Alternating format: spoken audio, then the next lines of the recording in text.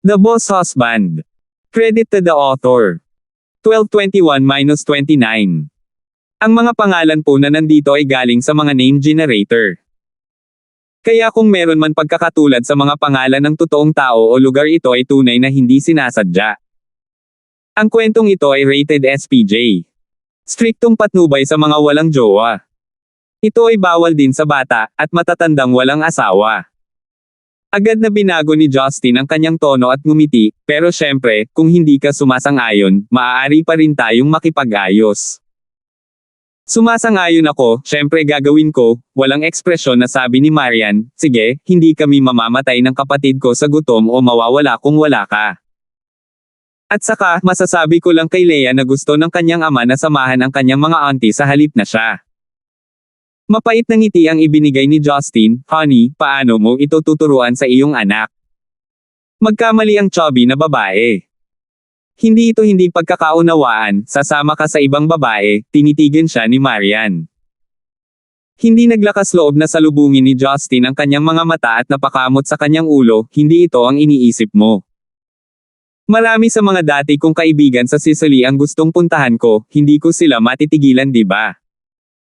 Bigyan mo lang ako ng 1 linggo at babalik ako kaagad kapag natapos ko ang aking trabaho.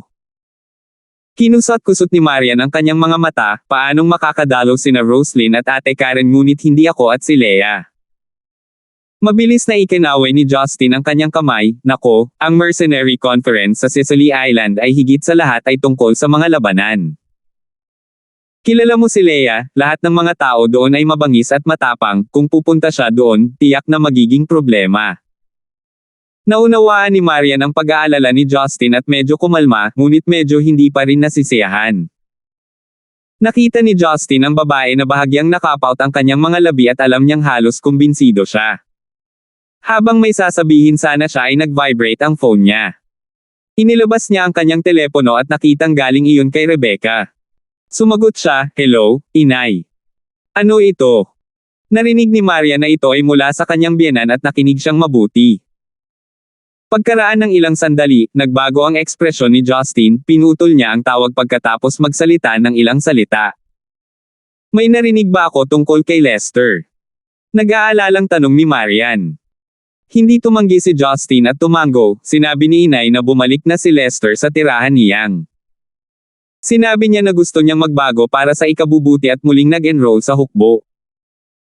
Gusto ng matanda na bumalik tayo sa Central City ng mas maaga sa Enero, magiging abala tayo bago at pagkatapos ng bagong taon. So, ano ang iniisip mo, papatayin mo ba talaga si Lester? Nag-aalalang tumingin si Marian sa lalaki. Natahimik si Justin, ang determinasyon sa kanyang puso na patayin si Lester ay hindi na kasing lakas ng dati. Sa katunayan, si Lester ay hindi gaanong nag-abala tungkol sa kanyang paglaki mula noong bata pa at pangalawa, si Justin ay higit na nagmamalasakit sa kanyang pamilya kaya hindi niya gustong gawing mahirap ang mga bagay. Gayunpaman, kakaiba pa rin ang naramdaman niya sa biglaang pagbabalik ni Lester, bagamat hindi siya makapag-isip ng partikular na dahilan. Mabigat na bumantong hininga si Justin, tingnan natin kung ano ang mangyayari pagkatapos bumalik sa Central City, titingnan ko kung anong klaseng laro ang lalaruin ng kapatid ko. Kung kaya niyang kumilos mula ngayon, hindi na ako magsasawang patayin siya, hindi ko ipaalam kay Leia na pinatay ng kanyang ama ang sarili niyang biological na kapatid, tama ba? Nakahinga ng maluwag si Marian at nagpakita ng mahinang ngiti, mukhang naging mature na ang asawa ko. Namula si Justin at nakaramdam ng hiya, ngunit dahil nagpakasal siya at ngayon ay may anak na babae, may mga pagbabagong naganap sa kanyang kaisipan. Natawa siya at sinabing, balik sa dating paksa, honey, maawa ka at bigyan mo ako ng ilang araw na bakasyon. Babalik talaga ako sa oras at ibabalik natin si Leia sa Central City. Pwede kayong dalawa maglaro hanggat gusto nyo doon, okay? Alam ni Maria na hindi niya siya mapipigilan anuman ang mangyari at inilibot niya ang kanyang mga mata sa kanya. Tumango siya at binalaan siya, kung maglakas loob kang talikuran ang iyong anak na babae at ako, pasanin mo ang sarili mong kahihinatnan. Mabilis na sumang-ayon si Justin at naisip, kung hindi pa tapos ang komperensya, pasabugan niya ang venue kung kailangan niya para makauwi. Sa mga sumunod na araw, maayos na natapos ang paglipat ng trabaho sa Yulay. Sa sandaling nakuha ni Malcolm ang kanyang posisyon, nagawa niyang ayusin ang mga bagay ng maayos. Ang posisyon ng direktor ni Justin sa kumpanya ng entertainment ay direktang ibinigay kay Teddy, hindi na siya magkakaroon ng maraming oras upang pamahalaan pa rin. Matapos bumaba si Marian sa kanyang pwesto, mas nagsikap siya sa paglilinang at sinamahan ang kanyang anak na babae. Tuwang-tuwa si Yuna, para bang nakikita niyang magkasama ang kanyang anak at apo. Paminsan-minsan, sina Jinsel, Jinky, Karina at Joyce na mas walang tao ay pumupunta sa bahay upang makipag-usap at maglaro ng mahjong, ang lugar ay nagiging mas masigla. Nag-iisip din si Joyce na kumuha ng kahalili upang pamahalaan ang Anclan matapos marinig ang tungkol sa pagbibitiw ni Marian. Gayunpaman, wala siyang maisip na angkop at mapagkakatiwalaang tao, kaya ipinasa niya ang pag-iisip sa ngayon. Si Mina naman ay natatakot na matanggal sa trabaho. Pagkatapos ng lahat, hindi kailangan ni Leia ang pangangalaga mula sa kanyang yaya sa halos lahat ng oras ngayon. Sa kabutihang palad, pinananatili siya ni Yuna upang tumulong sa bahay at naayos na ang kanyang puso. Nagpunta si Justin sa Mediterranean base gaya ng ipinangako pagkatapos nagabayan ng iba pang kababaihan sa loob ng ilang araw. Naghintay sina Roslyn at Karen ng isang linggo at magsisimula ang CSR conference makalipas ang isang araw. Sa mga araw na ito, maliban sa pagtatanim, ang dalawa ay naging maayos din sa mga taong nananatili doon.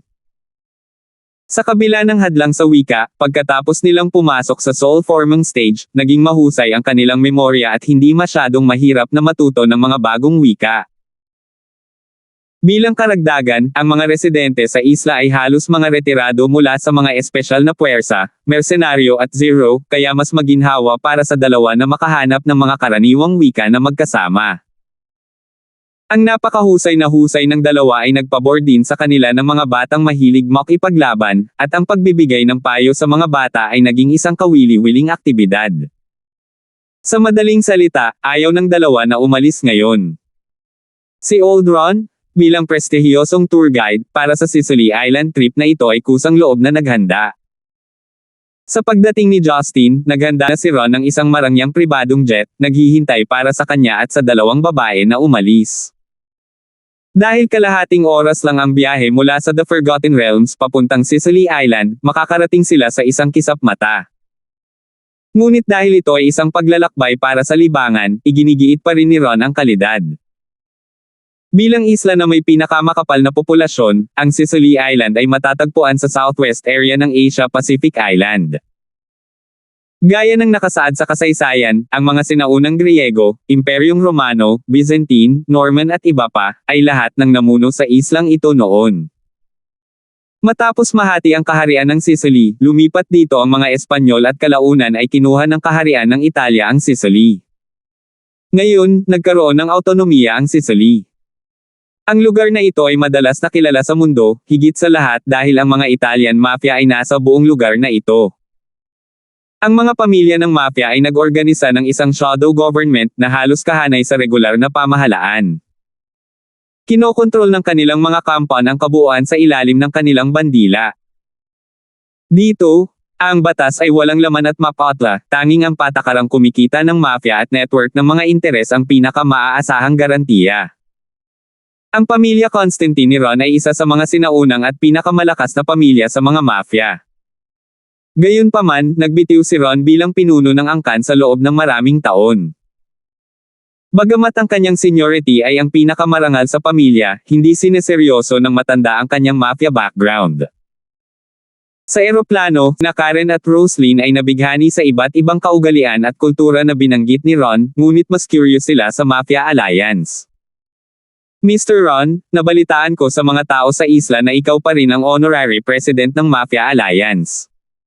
Sabihin mo sa amin kung paano ka naging presidente, mukhang kamangha-mangha, sinserong tanong ni Rose.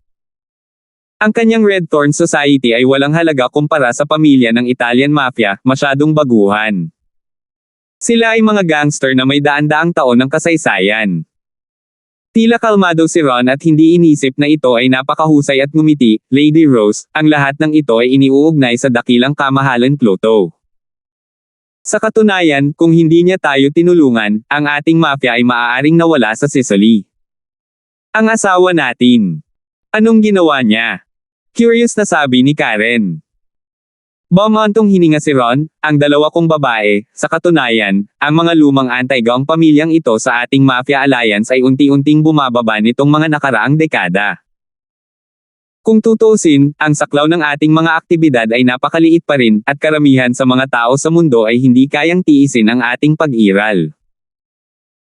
Sa oras na iyon, ang gobyerno ng Italia ay nakahanap ng tamang panahon at nagpadala ng mga espesyal na puwersa mula sa France at United Kingdom upang dumaong sa ating baybayin, na umaasang mapuksa ang ating pangunahing pamilya sa mafia.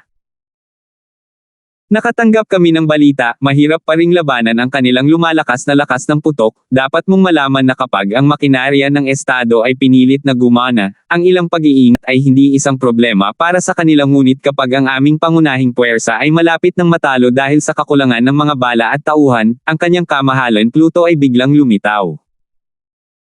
Isang sinag ng liwanag ang lumitaw sa pares ng matandang mata ni Ron. Naaalala ko pa rin na sa aking panaginip, binasag ng kanyang kamahalan Pluto ang ilang bakal na baril sa harapan namin sa ulan ng mga bala at tumaob ang ilang armored na sasakyan. Ang larawan niya na nagmamadaling pumasok sa likuran ng kanilang hukbong British at tinatanggal ng isang kamay ang ulo ng kanilang commander ng isang kamay. Ang ganoong uri ng pagsamba sa mga kabataang lalaki ay hindi nababanggit sa aming mga matandang lalaki. Mga tao. Ako nga pala ang presidente ng alyansa, at matapos matagumpay na malampasan ang ganitong krisis, maswerte akong nakuha ang maling pangalan ng honorary president.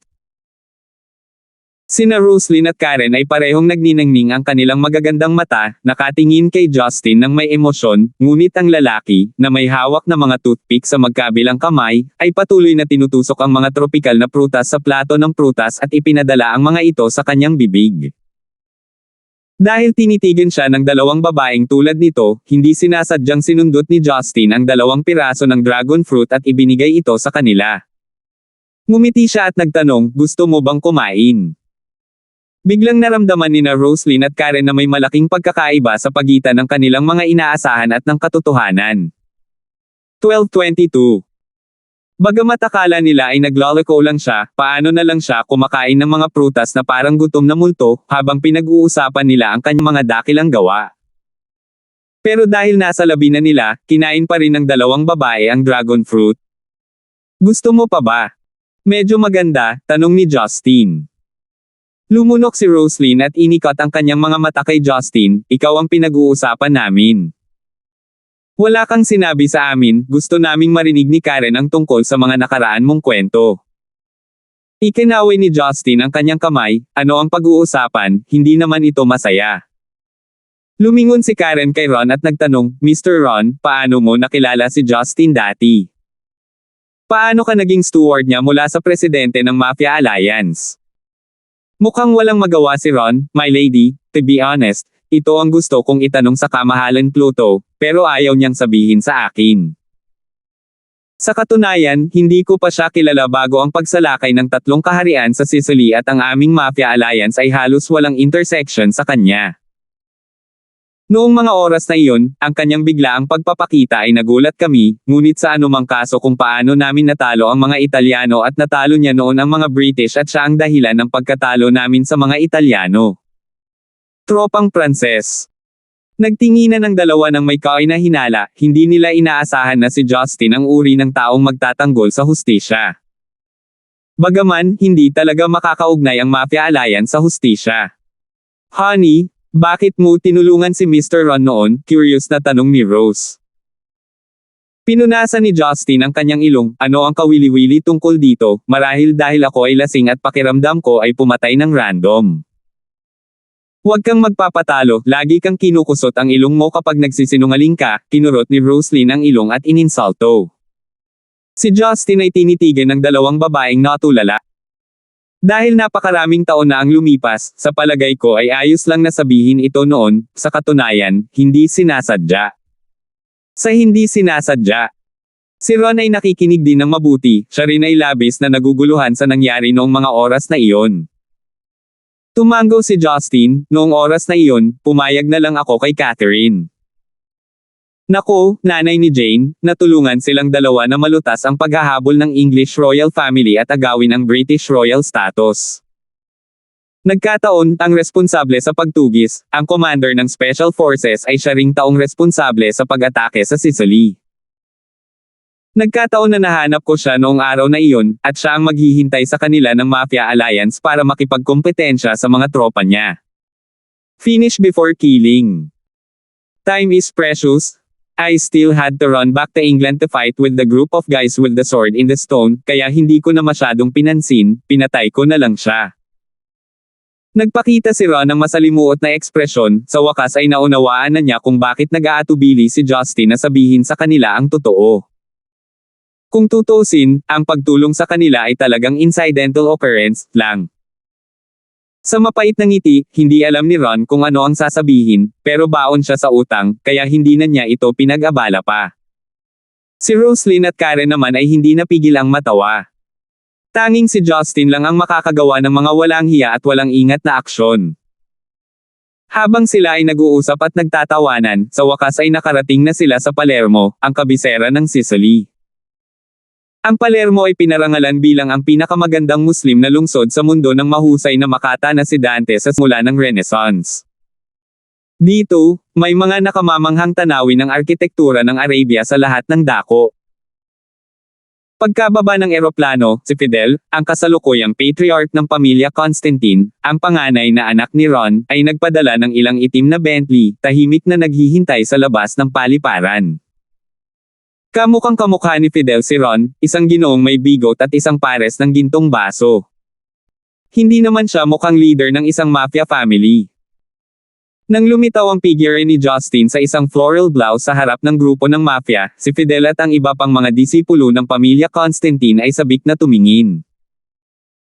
Your Majesty Pluto, welcome to Sicily Island once again, yumuko si Fidel para salubungin siya at ang mga lalaking nakaitim sa likuran niya ay buong kabab ang loob na sumunod.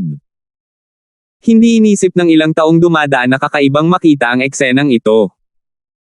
Sa Sicily, lalo na sa mga mafia, napakakaraniwan para sa klase na maging kakaiba, at hindi malaking bagay kung may biglang lumuhad sa kalsada. Casual na ikinaway ni Justin ang kanyang kamay, Fidel, gawin mo lang iyan sa iyong ama, hindi ito mahalaga sa akin. Tumawa si Ron sa isang tabi, kamahalan Pluto, ipinapakita nila sa iyo ang kanilang paggalang, patay na sila ngayon kung hindi dahil sa iyo.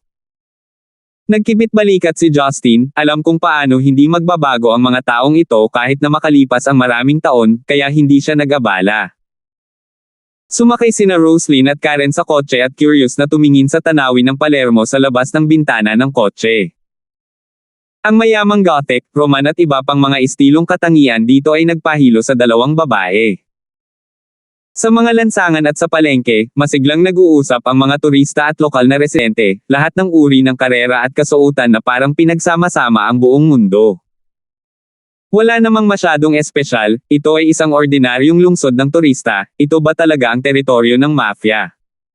Hindi makapaniwala si Rose. Hindi napigilan ni Justin ang sarili, Baby Rose, sa tingin mo ba ang mafia ay katulad ng nasa TV?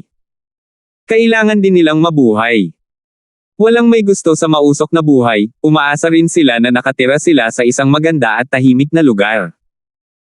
Ang mafia ay isa pang pinuno ng isla, hindi isang organisasyong terorista. Kaya lang mas hilig nilang gumamit ng karahasan para masolusyonan ang mga problema ng gobyerno kumpara sa mga ordinaryong problema. Sumangayon si Ron at sinabing, tama iyon Lady Rose. Sa katunayan, karamihan sa mga ito ay pinananatili at itinayo ng aming Mafia Alliance. Para sa amin, ito ang aming tahanan, na hindi kalabisan gaya ng iniisip ng mga tagalabas. Tinanong ni Karen, pupunta ba tayo ngayon sa bahay ni Mr. Ron? Umiling si Ron, Lady Karen, our Constantine family is located in Coltinicito of the Central Region. We are here in Palermo mainly because the opening ceremony of the Caesar Conference will be held in the Coliseum, by the harbor. Pupunta kami ngayon sa Federico Hotel na nabook ko kanina. Coliseum. Hindi ba sa Roma iyon? Nagtaka si Karen. Hehe, iyon ang pinakasikat na sinaunang Roman Coliseum. Sa katunayan, maraming Coliseum sa buong mundo. Ang Coliseum natin sa Palermo ay isa rin doon, ngunit ito ay itinayo ng nakapag-iisa sa daungan. Karaniwan itong ginagamit para sa pagsasanay sa loob ng ating Mafia Alliance at gagawin itong lugar ng labanan sa Caesar Conference, paliwanag ni Ron. Nang marinig ang kanyang paglalarawan, ang dalawang babae ay labis na nasasabik para sa paglalakbay bukas, na para bang ito ay isang engranding kaganapan mula sa ibang mundo. Makalipas ang mahigit 10 minuto, nagsalita si Fidel mula sa harapan ng kotse sa wikang Italyano at ibinaba ang tawag ng may tame time na ekspresyon. Fidel, may problema ba sa hotel? Tanong ni Ron matapos makarinig ng kung ano sa likod. Bumaba si Fidel at tumango, oo, tatay ko. Sinabi ng may-ari ng Federico Hotel na may umukupa sa VIP suite na orihinal naming nabook. Nagbanta pa sila na papatayin ang lahat ng nagtatrabaho sa hotel kung maglakas loob silang palayasin sila. Ang karaniwang mapayapang mukha ni Ron ay agad na nagdilim. Sino sila? Napakatapang na mga aksyon. Not sure? Ang sabi ng may-ari ay grupo ito ng mga freak na nakasuot ng puting balabal at gininto ang maskara, hindi nila matukoy ang mga ito kahit sa pamamagitan ng kanilang accent. Mayroong ilang mga mersenaryo na tumayo para sa may-ari ngunit lahat ay binugbog at direktang itinapon. Ang kanilang lakas ay mukhang mahusay, sabi ni Fidel. Mga puting balabal. Mga gintong maskara. Sumimangot ng malalim si Ron at tinanong si Justin na kalahating nakahiga sa kanyang upuan, kamahalan Pluto, wala akong natatanda ang mercenary group na nakasuot ng ganito, may alam ka ba? Pinaikit ni Justin ang kanyang mga mata at tinatimad na sinabi, hindi, marahil isang bagong grupo. Tumango si Ron. Kung hindi pa sila nakilala ni Justin noon, maaari lamang itong maging isang bagong mercenaryong grupo. Tanong ni Karen, bakit nila aagawin ang kwarto natin? Tutol ba sila sa atin? Umiling si Ron, not necessarily. Lady Karen, Federico Hotel is one of the most luxurious hotels in Palermo. Its VIP suite is almost equivalent to a status symbol. Nitong mga nakaraang araw, ang mga dignitaryo, mayayamang tao, at makapangyarihang mersenaryo mula sa iba't ibang panig ng mundo ay nagtipon-tipon dito. Noong Caesar Conference, ang mga figure na dapat manatili sa ganitong uri ng VIP&A suite. Upang patunayan ang kanilang katayuan, upang ipakita sa lahat, at upang ipakita ang kanilang ambisyon na walang takot sa sinuman. 12:23. Matapos makinig sa paliwanag ni Ron, kinabahan sina Karen at Rose. Hindi sa takot, kundi sa pananabik, dahil malapit na silang humarap sa karahasan pagdating nila. Si Fidel ay nababalisa, inutusan siya ng kanyang ama na pangasiwaan ang biyahe ni Justin para sa Caesar Conference ngunit isang grupo ng mga freak ang lumitaw nang wala sa oras at natatakot siya na si Justin ay sisihin siya para dito. Pare, nakapag-book na kami ng 3 VIP suite sa kabuuan sa Federico Hotel. Isa para sa kanyang kamahalan Pluto at sa 2 babae, at ang natitira para sa mga piling tropa ng Sea Eagles. Natatakot ako na ang mga miyembro ay maaaring makatagpo ng matinding salungatan sa mga taong iyon pagdating nila. Kumunot ang noo ni Ron, hindi mo kailangang kabahan, hindi mo kasalanan.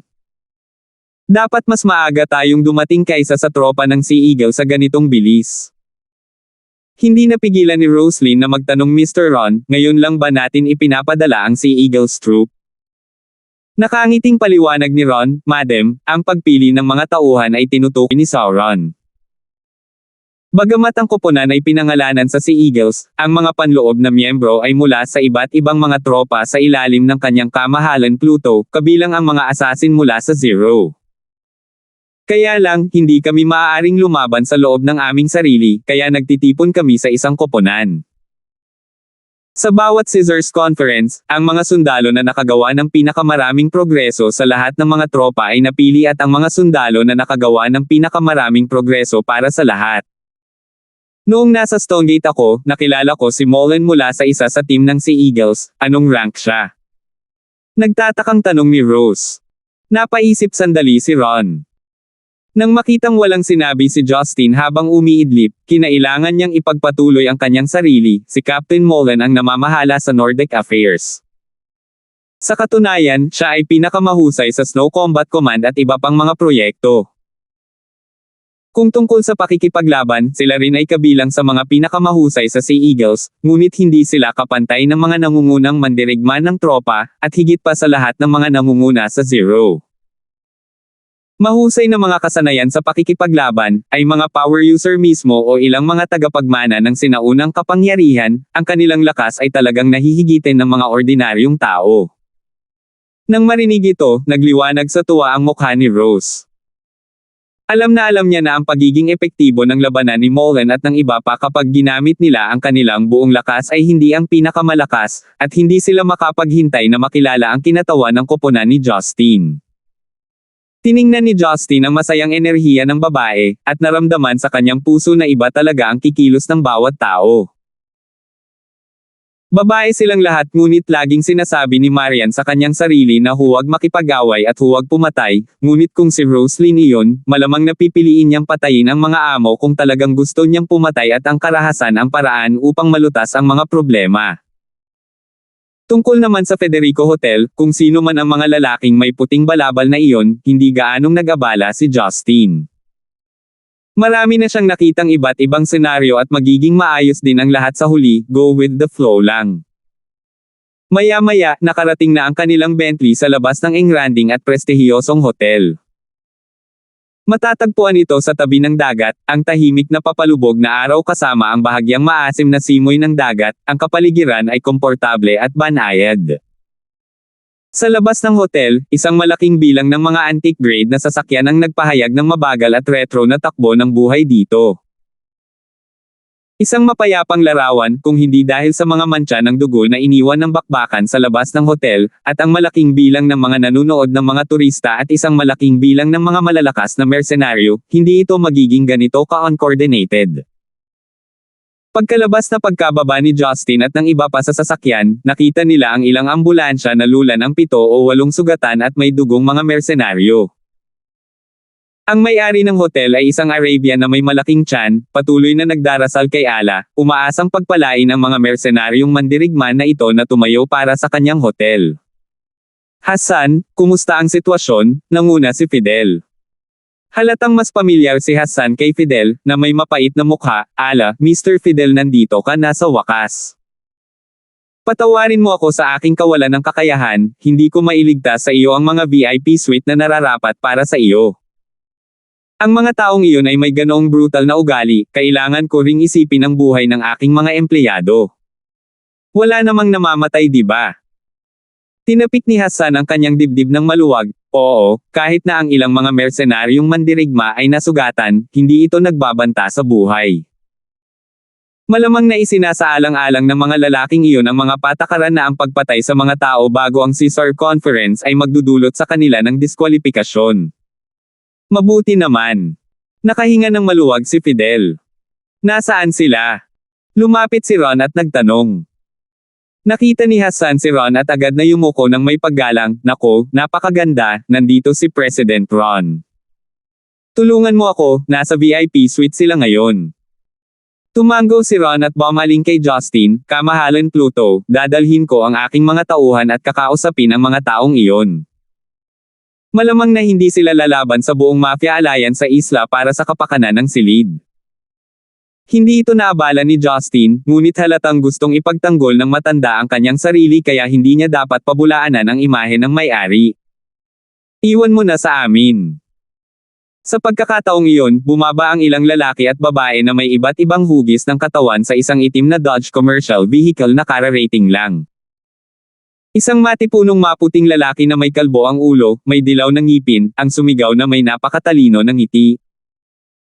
Sa likod ng kalbong lalaki, kasunod ang isang balingkinitang babaeng Asyano na may balat ng trigo at itim na buhok, at isang batang maputi na may mahabang buhok na mukhang masama na may tatsulok na mga mata.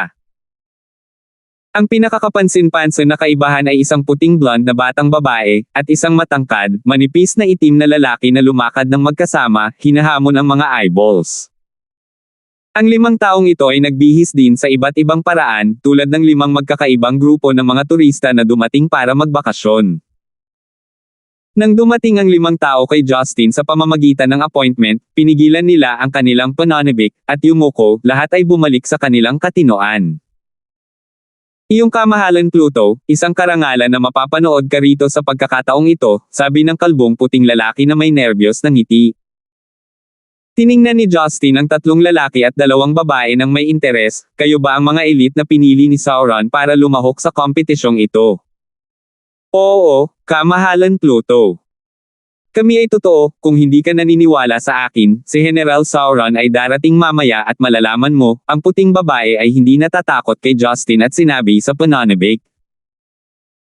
Ang mga mata ng kalbo na lalaki ay nagpapahiwatig na ang batang babae ay hindi dapat maging bastos, at pagkatapos ay sinabi kay Ron, Mr. Ron, hayaan mo akong magpakilala, ako ang kapitan ng pangkat na ito, ang pangalan ko ay Nasser, mula sa sangay ng Sea Eagle sa silangang Europa. Nakuha na namin ang paunawa, dahil ang aming silid ay ninakawan, ibalik namin ito. Hindi pa nakikita ni Ron ang 5 taong pinili ni Sauron noon, at dahil alam nilang sila ang mga elite sa kompetisyong ito, ayos lang para sa kanila na ayusin ang insidenteng ito. Naglakad si Kalbo Nasser sa harapan ng amo na si Hassan, at pagkatapos na linawin ang tiyak na lokasyon ng silid, itinutok niya ang isang balkonahe sa ika-5 palapag. Sa mga mata ng ilang manunood ng mga mersenaryong sundalo, madaling tumalon ang tila awkward na katawan ni Nasser at dumiretso sa halos 20 metrong balkonahe.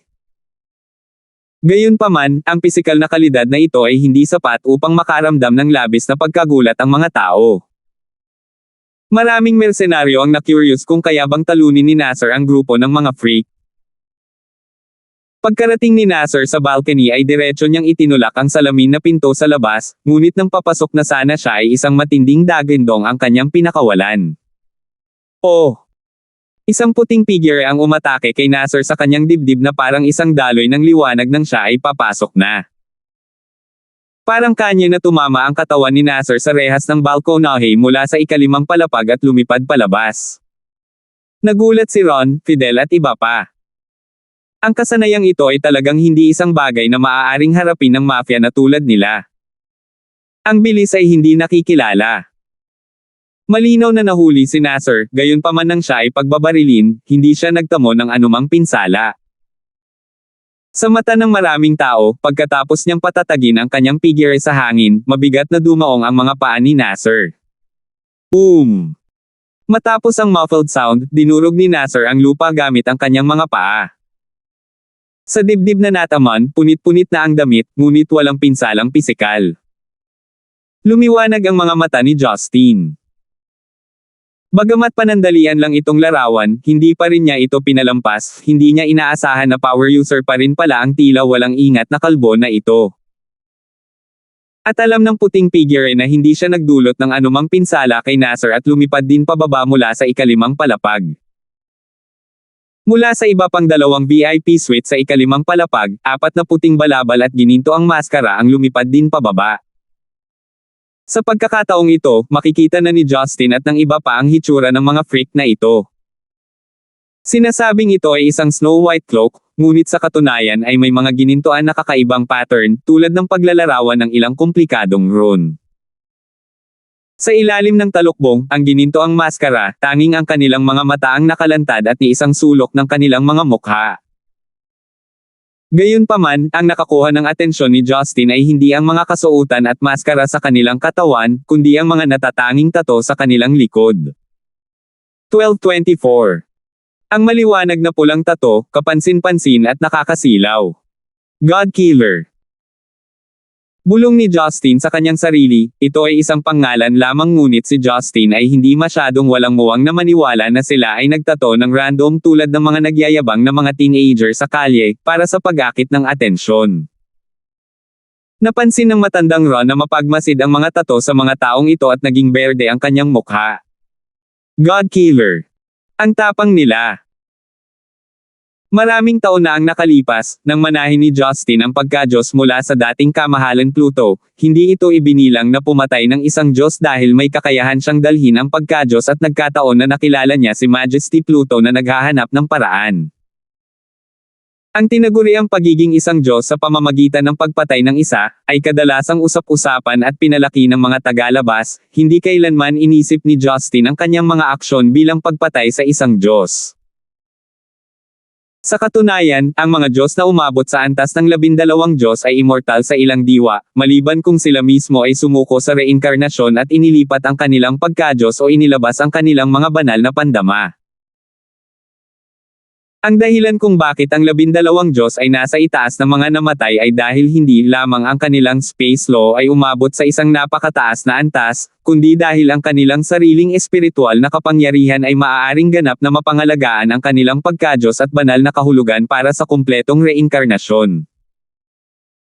Kung tungkol sa lakas ng space law at sa antas ng espiritual na kapangyarihan, tinukoy nila ang oras ng paggising ng Diyos pagkatapos ng reinkarnasyon, maaari itong mahaba o maikli. Ang 5 na nakaputing balabal at gininto ang mukha, ay naglakas loob na gumamit ng deicide bilang kanilang standardized na tato na naging sanhi ng pag-usisa ni Justin sa kanilang pinagmulan. Sa sandaling iyon, si Nasser nakalapag lang ay ngumisi. Tama na ang pagbaba mo, para hindi masira ang kwarto natin. Ang sabi, ang kalbo na lalaki ay sumugod muli na parang isang smoothbore cannonball at ang mga bakas ng sugod ay nagdulot ng malakas na hangin, bawat hakbang niya ay malakas at matatag. Inabot ng puting balabal sa gitna ang kanyang kamay at kinuyam ng mariin ang kanyang kamao. Bang! Lumabas si Nasser ng 1 metro sa harap ng 5 lalaki, at biglang tumalbog. Oh! Napasigaw si Nasser sa sakit, hindi niya akalain na may parang hanging pader. Dahil sa napakalaking puwersa ng reaksyon, isang mahabang marka ang direktang sumirit sa lupa, na direktang gumulong sa isang bangin sa sahig ng semento. Gayunpaman, hindi pa rin nasaktan ang katawan ni Nasser, ngunit nawala ang talampakan ng kanyang pares ng bota. Bulalas ng mga mersenaryo sa paligid, hindi nila makita kung paano ito ginawa ng White Cloak Freak. Sumugod lang si Nasser at napabalikwa sa isang kidlat. Ang mga mag-aaral ni Justin ay hindi maiwasang lumiit, isa itong space barrier. Bagamat ito ay isa lamang lubhang pangunahing paggamit ng espasyo, ito ay ang paggamit na ng mga batas sa kalawakan. Maaaring gamitin ng mga taong ito ang mga batas sa kalawakan. Kahit na ang pamamaraan ay hindi katulad ng mga Diyos, ang porma sayon ay mas kakaiba, ito ay talagang kapangyarihan pa rin ng espasyo. Gayunpaman, hindi niya maramdaman ang anumang bakas ng mga Diyos sa mga taong ito, at wala silang pagka-Diyos, sino sila? Kung magagamit din ng mga ordinaryong tao ang mga batas sa kalawakan, kailangan talagang talikuran ng mga Diyos ang Treaty of Gods, at walang prinsipyong i-unblock ang mga ito upang maprotektahan ang kanilang sarili.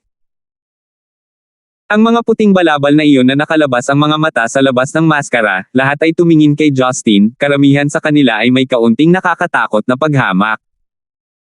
2 beses na sunod-sunod na binugbog si Nasser at hindi niya alam kung ano ang nangyayari. Bagamat hindi siya nasaktan, pakiramdam niya ay nawala ang kanyang imahe at galit na galit. Kakaibang ngiti ang mahaba-habang puting lalaki na may tatsulok na mata sa gilid. Nasser, kailangan mo ba ng tulong? Mukhang nahihirapan ka. Pinapahiya mo ang sarili mo sa harap ng kanyang kamahalan Pluto bilang unang impresyon, paano mo ipapaliwanag kay General Sauron? Screw mo? Diamond? Hindi pa ako naglalagay ng buong puwersa. Nainis si Nasser. Habang patuloy na tumataas ang momentum ni Nasser at gusto niya maging magaspang sa mga taong ito, tahimik na lumapit sa kanya si Justin sa isang iglap at tinapik siya sa balikat. Biglang bumagsak ang momentum ni Nasser, at naguguluhan siyang nagtanong, ano ang problema, kamahalan Pluto, ikaw ba mismo ang gagawa? Hindi na kailangan. Ano ang mga ito? Walang pakialam nang umiti si Justin, kalimutan mo na ito. Ibig sabihin dahil magsisimula na ang laro bukas, hindi sulit ang pagkawala kung madi-disqualify ang mga tao dahil may namatay. Dahil kasali rin sila sa kompetisyon, magkikita tayo sooner or later, kaya ngayon ay huwag mo munang ihayag ang iyong lakas. Napaisip si Nasser. It's more of a sense of accomplishment na patayin ang kalaban sa arena pero... Your Majesty, what about our rooms? Lumingon si Justin at sinenyasan ang may-ari ng hotel na si Hassan, at nagtanong, Hassan, iyong hotel, magkano ang halaga ng isang VIP suite sa kasalukuyan? Nagtataka si Hassan, ngunit sumagot pa rin siya, ito ay halos 100,000 euro. Tumango si Justin at tumalon at naglakad papunta sa VIP suite mula sa balkonahe nito. Nakita ito ng 5 white cloak freaks at sumunod agad at hindi man lang nag-abalang pakialaman si Nasser sa ibaba. Habang ang lahat ay nagtataka kung ano ang gagawin ni Justin, may ilang malalakas na pagsabog mula sa VIP suite. Boom! Boom! Malaking pulang-pulang apoy, tulad ng mga fire snake na nag-spray mula sa balkonahe at bintana, nagulat sa lahat. Nilamon din ng fire snake ng mga sandaling iyon ang mga papasok na freaks. Sa ibaba, ang Arabong amo na si Hassan ay biglang natauhan at napabulalas, ngunit huli na para pigilan ang anuman. Naramdaman ng lahat ang nagliliyab na init, maging si Nasser at ang iba ay medyo hindi komportable. Sa hindi inaasahang pagkakataon, pinasabog ni Justin ang lahat ng 3 suite. Sa balkonahe, nang mawala ang apoy, nagulat ang lahat nang makitang ang 5 puting balabal na freak ay lumulutang sa hangin nang hindi nasaktan. Walang nakakita kung paano nila naiwasan ang mainit na apoy. Lumabas si Justin sa suite na naging isang tumpok ng mga latak. Hindi na siya nagulat sa mga lalaking ito na hindi nasugatan. Ang ginamit niya ay maliit lang na non-mingli fire, at ang pagharang ng mga ito ng space barrier ay hindi pangkaraniwan. Sige, ngayong ganito na ang kwarto, kung gusto mong manatili dito, maging bisita ko, sabi ni Justin. Hades, ito ay isang pagganap ng isang duwag. Ano ito, hindi ka ba nang ahas na makipagkompetensya sa amin ng direkta? Ang puting balabal sa kanyang harapan ay nagsalita sa Ingles nang walang anumang halatang accent. Ngumisi si Justin, kung gagawin ko, kailangan mong mamatay, at hihilahin ito pababa ang aking mga kalahok. Anyway, sa panahong ito, hindi ka aalis sa Sicily, hindi ako nagmamadali. Matapang na pahayag. Parang hindi mo naiintindihan ang ibig sabihin ng salitang nasa likod ng kamay namin. Mamamatay na Diyos. Isang masamang tawa ang ipinakita ni Justin, akala ko ang komperensyang ito ay para sa akin upang samahan ang aking mga babae bilang isang paraan ng libangan ngunit ang iyong hitsura ay nagpapasaya sa akin, maghihintay ako. Sa sinabing iyon, bumaba si Justin.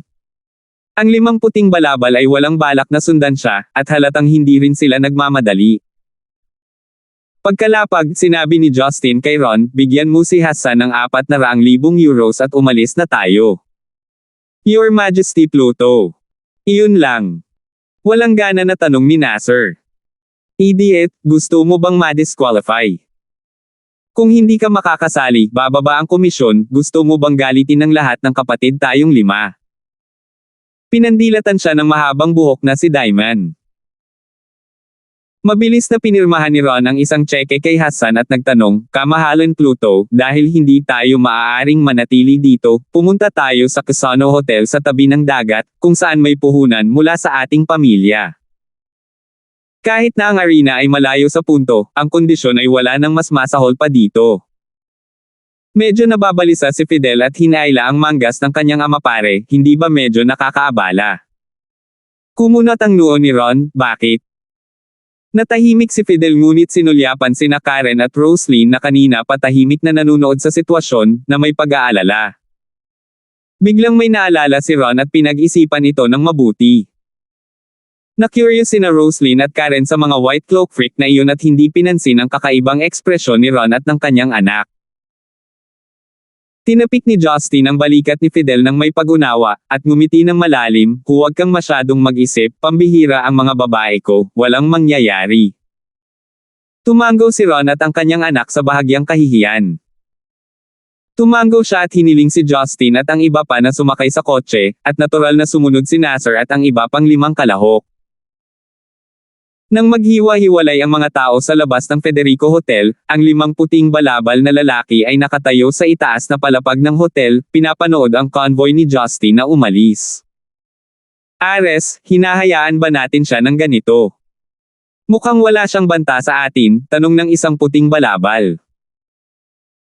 Ngumisi ang puting balabal sa gitna, ang pagbabagong anyo sa isang Diyos sa kalagitnaan ay tiyak na hindi magbibigay sa kanya ng maraming kakayahan. Huwag mag-alala, nagsisimula pa lang ang palabas.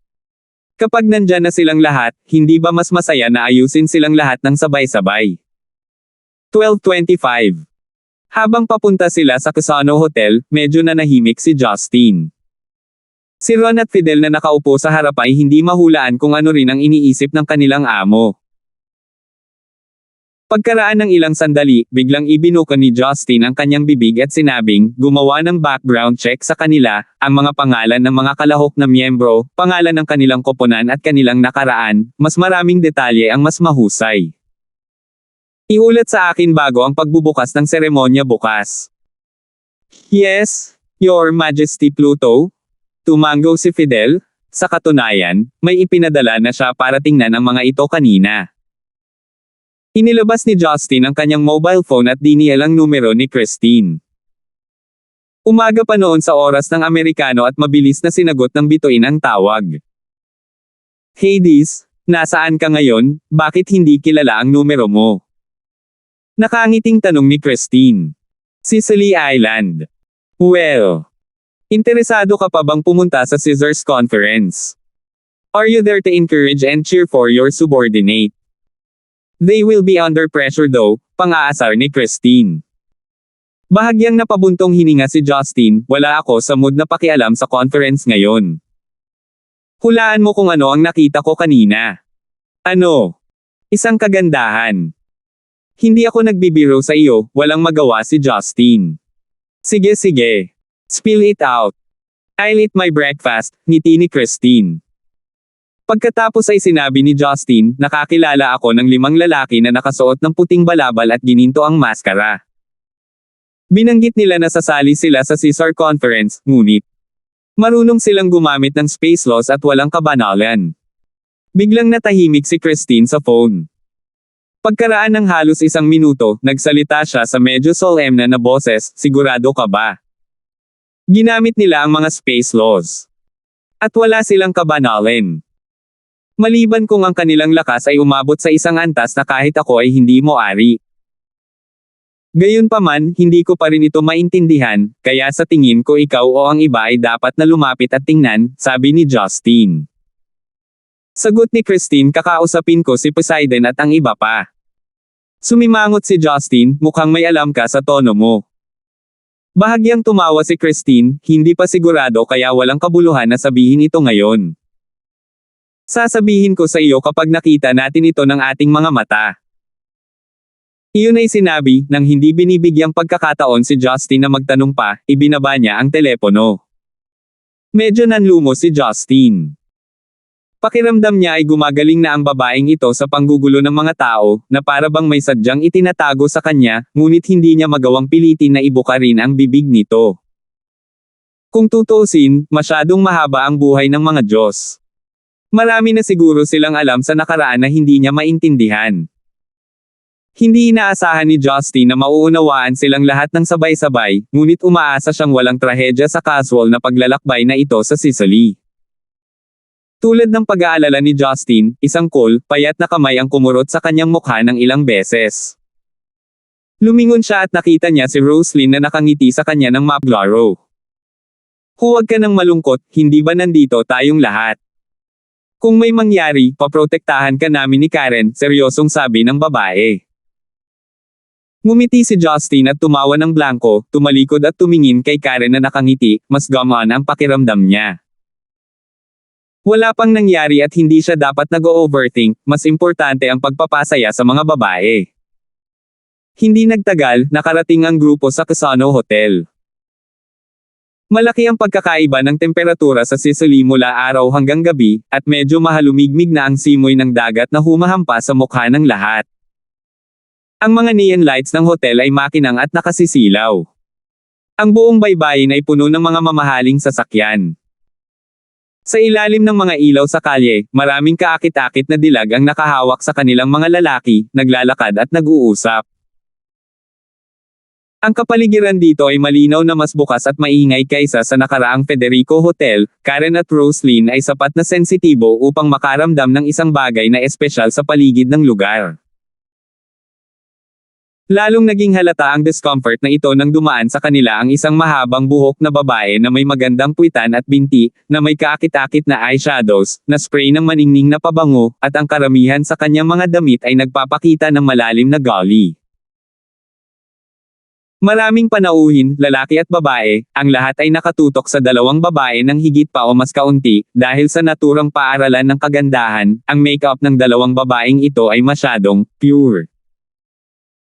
Hinawakan ni Justin ang magkabilang kamay ng mga babae at sinabing, huwag kang magtaka, ito ay isang sikat na bukas na lugar sa isla, halos katulad ng Red Light District, at ang Casino Hotel ay isang pangunahing lugar ng pagtitipon dito.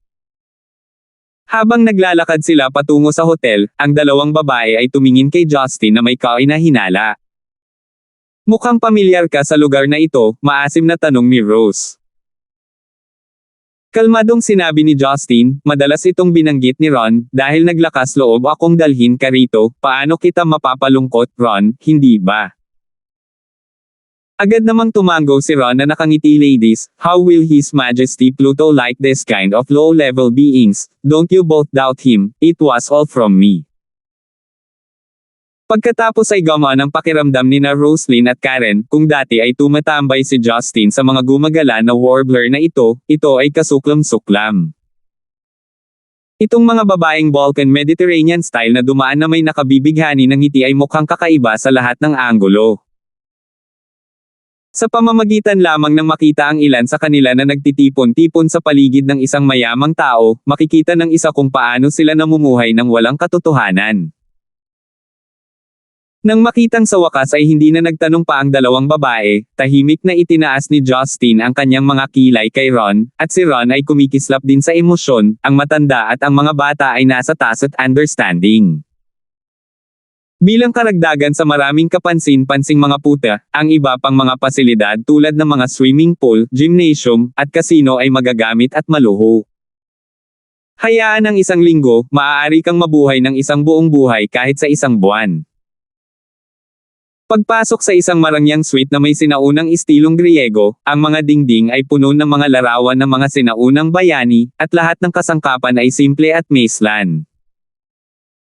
Mayroon lamang isang malaking bilog na kama sa silid, at ang puting sinulid ay sumasayaw sa simoy ng dagat na pumapasok mula sa bintana, na parang isang panaginip na tanawin.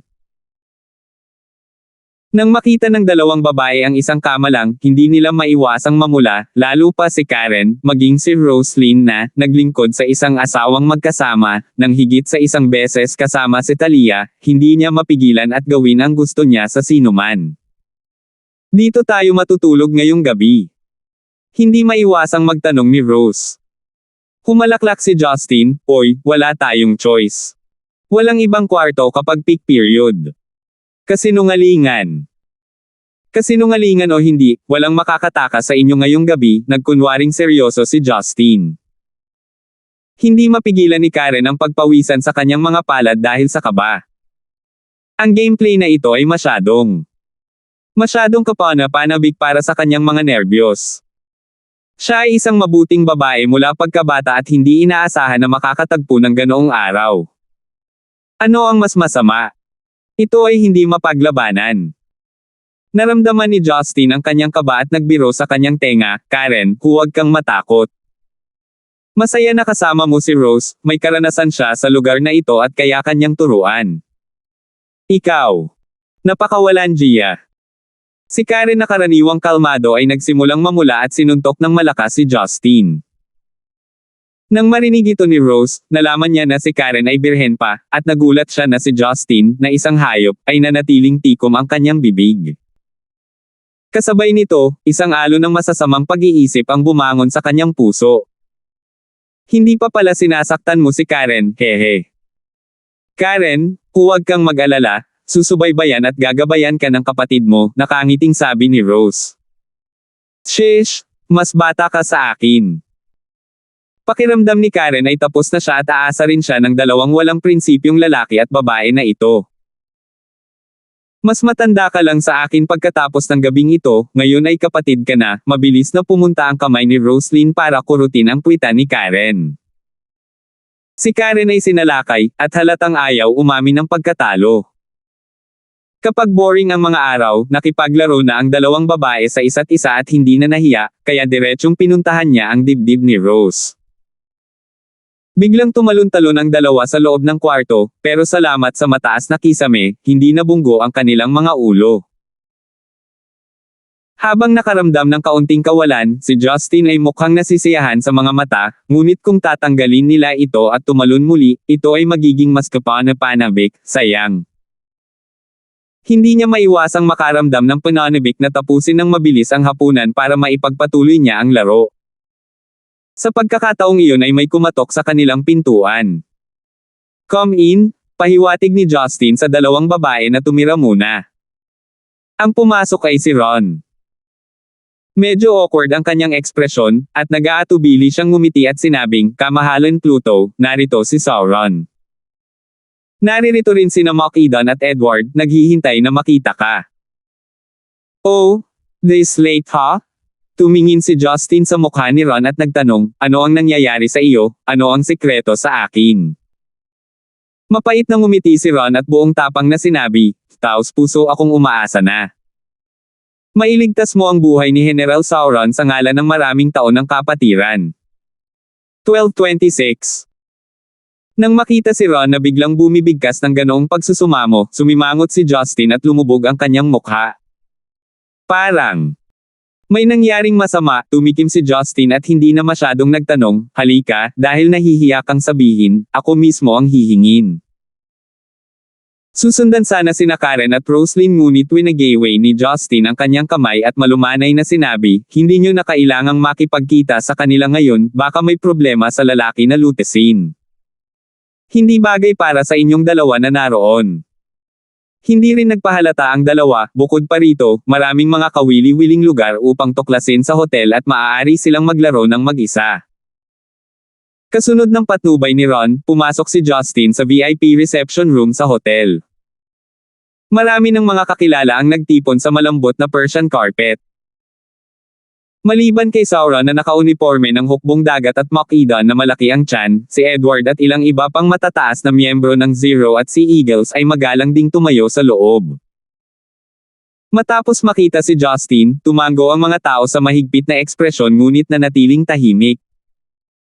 Si Justin ay buong sulyap sa paligid at huminto habang ang kanyang linya ng paningin ay nahulog sa sulok. Jane. Ang magandang babae na nakagapos ng posos, nakaluhod sa lupa, at nakasuot ng puting hospital gown, ay si Jane. Gayunpaman, ang Jane na ito ay nakatitig kay Justin ng may paghamak. Agad na naramdaman ni Justin ang isang bagay na hindi kapanipaniwala, at pagkatapos maingat na tukuyin ang sitwasyon ay umiling siya, "Hindi ikaw si Jane. Bagamat magkamukha kayong dalawa, ang iyong mga mata, ugali at ekspresyon ay iba sa kanya."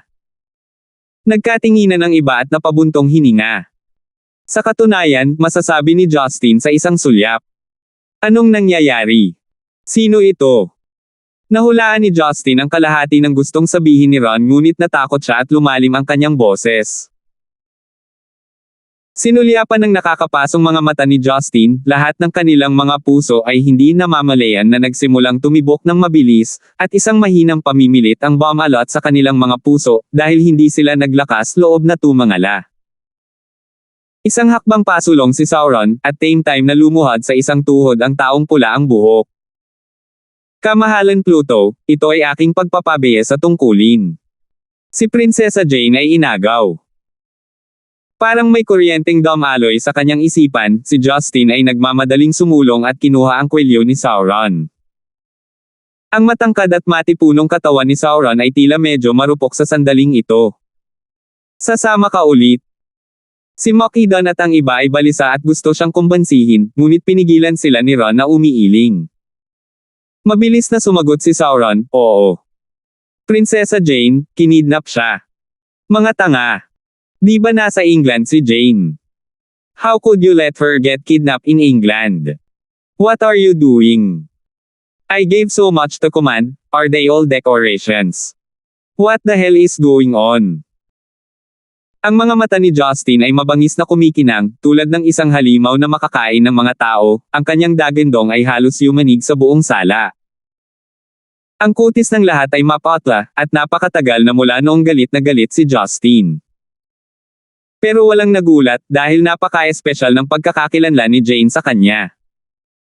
Noong teenager pa si Justin, kilala na niya ang babae.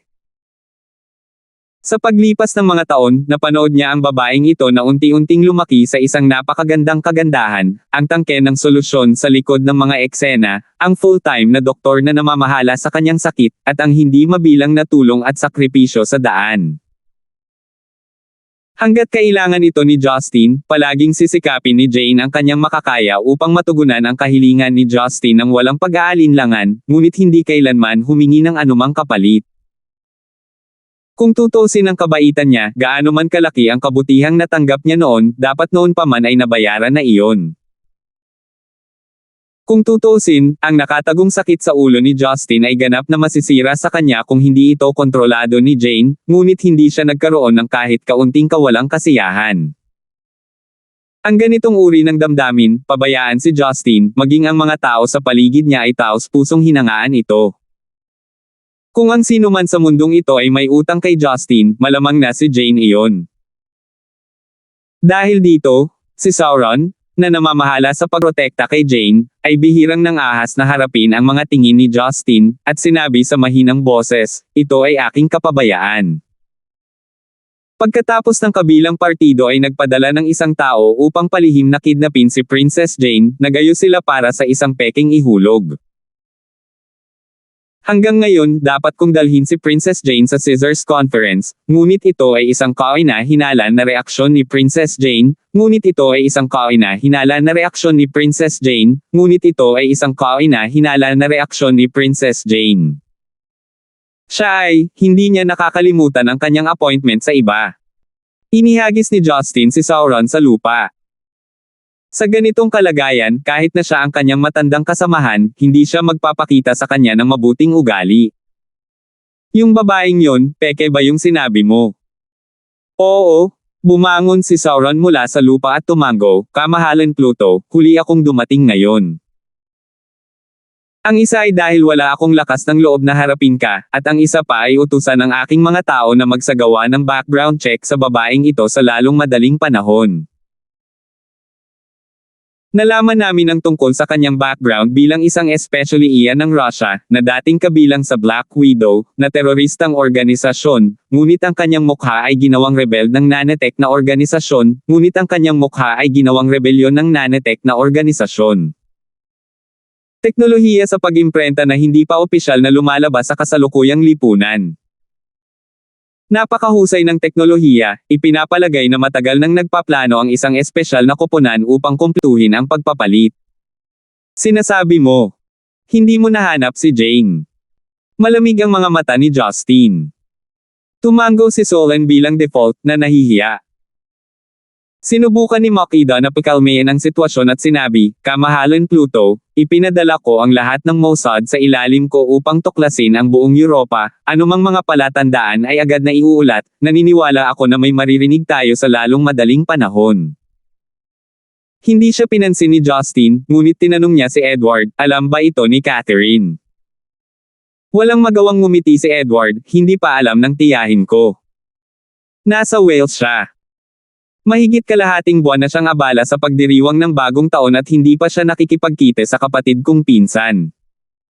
Wala pa kaming balak sabihin sa kanya sa ngayon." Tama, magpadala ng mga tao upang lihim na protektahan siya bilang isang paraan upang maiwasan nilang matarget ang ina at ang kanyang anak na babae. Pagkatapos sabihin iyon, iniunat ni Justin ang kanyang kamay, at isang malaking puwersa ang kinaladkad ang babae mula sa lupa patungo sa kanyang kamay sa kanyang leeg. Nakakainsulto ang mukha nitong si Jane, kahit namumula ang mukha niya ay ayaw niyang magsalita. "Alam kong lahat kayo ay sinanay na ahente, alam ang lahat ng uri ng paraan ng pagpapakamatay, at tikom din ang bibig at hindi umimik. Gayunpaman, prangka ako sa inyo, wala ako sa mood at wala akong panahon para pahirapan kayo. Kung handa kayong makipagtulungan, tumango ka lang. Kung hindi, pipindutin ko ngayon ang ulo mo." Tinakpan na ng kabilang kamay ni Justin ang ulo ng babaeng especially iya. Isang mapanuksong ngiti ang ipinakita ng pekeng, "Hades, demonyo ka," nagdulot na ng galit ng mga tao at mga Diyos. "Simula nang dumating ako para lumahok sa operasyong ito, hindi ko na inisip na bumalik ng buhay. Patayin mo na lang ako at mapupunta ako sa impyerno, naghihintay na makita ang lahat sa paligid mo, bumaba para samahan ako ng isa-isa. Hiningi mo ang sarili mong kamatayan. Hindi nag-alinlangan si Justin, nagpapuwersa siya sa kanyang kanang kamay at umalangaw-ngaw ang tunog ng mga bitek ng buto. Napilipit ang ulo nitong peking Jane. Isang puff ng pulang pangkulay ang nasa pisngi ni Justin, na parang kinulayan na ng pulang-pula ang kanyang mga mata. Nabahira ng dugo ang carpet na pula, at ang malansang amoy ay tumatagos sa silid. Hindi napigilan ni Sauron at ng iba pa na sumimangot ng bahagya, na parang bumalik si Justin sa kanilang harapan sa panahon ng uhaw sa dugo at brutal na dyablo. May 17 at Jane pa rin ang kumokontrol sa simula, ngunit sa oras na ito, wala nang tao sa paligid. Lahat ay nag-aalala, nangangamba at hindi mapalagay, ngunit walang nang ahas na magbigay ng anumang mungkahi kay Justin. Nang akala ng lahat ay magagalit si Justin, tahimik niyang pinunasan ang dugo sa kanyang mukha at inihagis ang walang ulong bangkay ng babae sa sakong ng Mock-Edan. Pumunta ka, tingnan ang kanyang mga fingerprint, DNA, at kumpirmahin ang kanyang oras ng paglitaw sa Instituto ng Pananaliksik ni Jane. Maliwanag na si Jane ay lumipat sa loob ng ilang araw. Dahil gumamit sila ng peking para lituhin tayo, malamang na sinusubukan nilang bumili ng oras. Dapat ay ginagawa nila ito para sa ilan sa mga imbensyon at teknolohiya ni Jane. Sa makatuwid, ang buhay ni Jane ay hindi dapat nabanta sa ilang mga uri ng armas sa ngayon. Mahigpit na hanapin ang sirkulasyon ng mga materyales sa pagmamanupaktura para sa mga bihirang armas sa buong mundo sa kamakailang panahon, at sabihin sa akin kung may nakita kang anumang mga kaoy na hinala.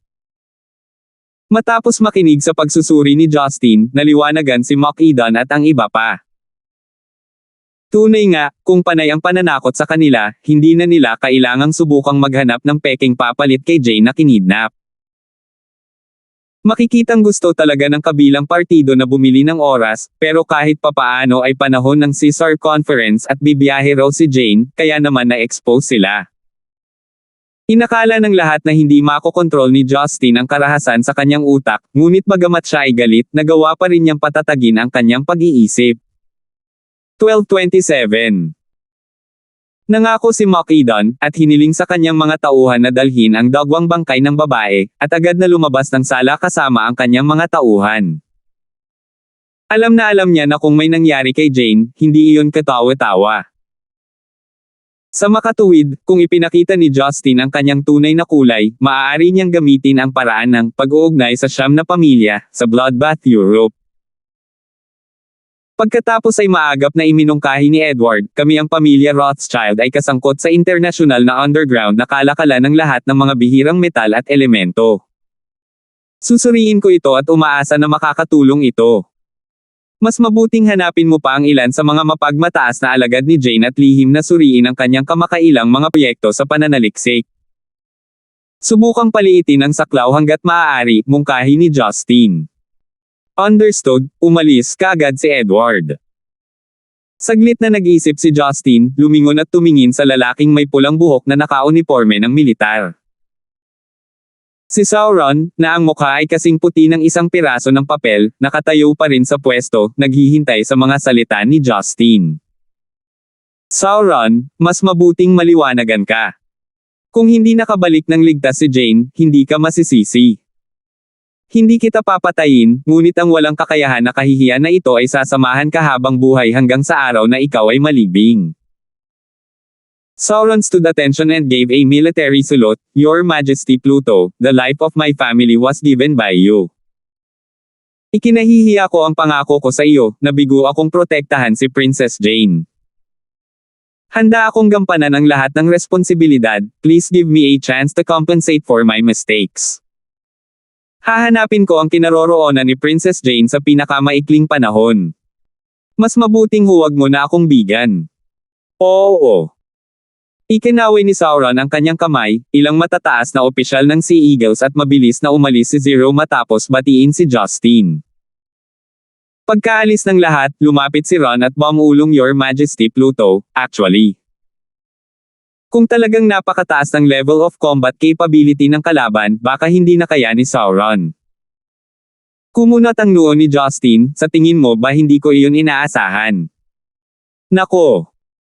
Alam ko na hindi naman talaga buong-buo na sisihin ni Your Majesty Pluto si Sauron, kung hindi ay hindi mo siya pinakawalan ng ganoon kadali, nagmamadaling tumawa si Ron.